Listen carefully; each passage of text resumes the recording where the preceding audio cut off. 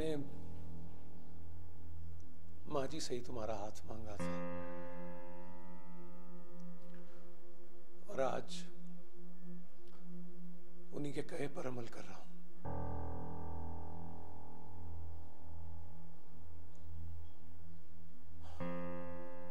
महनाज, मैं तुम्हें तलाक देता हूं। मैं तुम्हें तलाक देता हूं। मैं तुम्हें तलाक देता हूं।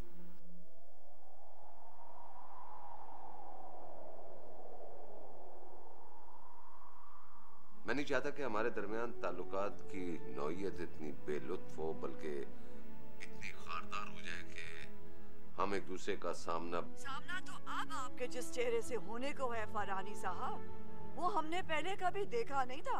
अगर हमारे सामने जिंदगी का दूसरा चेहरा मौत है तो हम उसे क्यों छुपाए हुए? मौत तो बहुत सस्ती और वाफर हो चुकी है फरहानी साहब। इसीलिए वार्न कर रहा हूँ।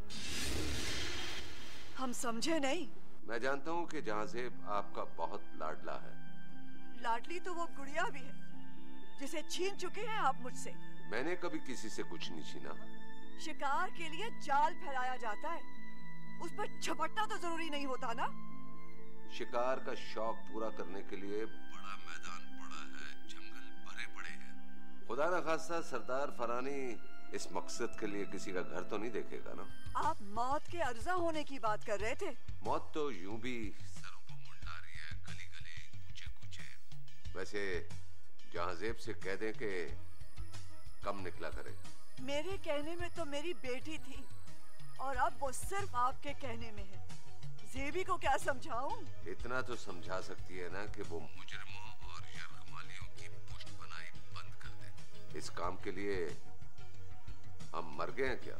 ज़ेबी मेरा बेटा है और वो अपनी लापरवाहियों आवारगियों में कहां तक जा सकता है ये मैं जानती हूँ। इसके आगे एक और लफ्ज मत कहना फरहानी, बस।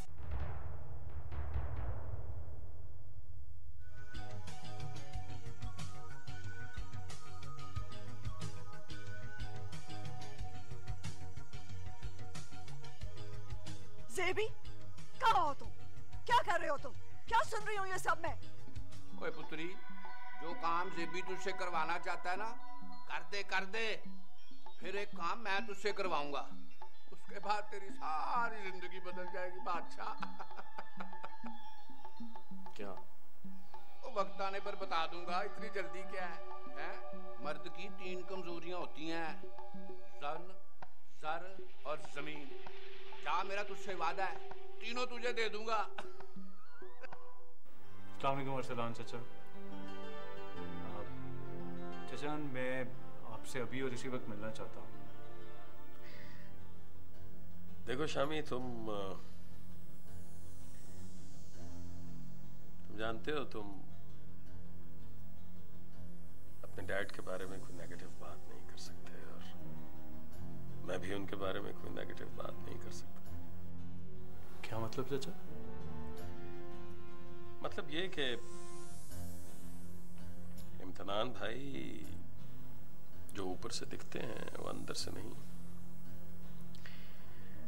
उनके चेहरे के पीछे एक दूसरा चेहरा भी है। यही तो मेरी कहानी है चाचा। इंसान दूसरे के बारे में तो यही सोच रखता है, लेकिन खुद ये भूल जाता है कि शायद उसके चेहरे के पीछे भी कोई दूसरा चेहरा है।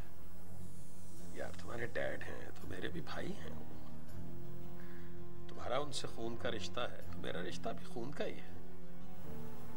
और खून के रिश्ते कभी नहीं टूटते चाचा, अटूट होते हैं ये बंधन। चाहे आप एक दूसरे से कितना ही अरसा बात ना करें, साला साल एक दूसरे से ना मिले,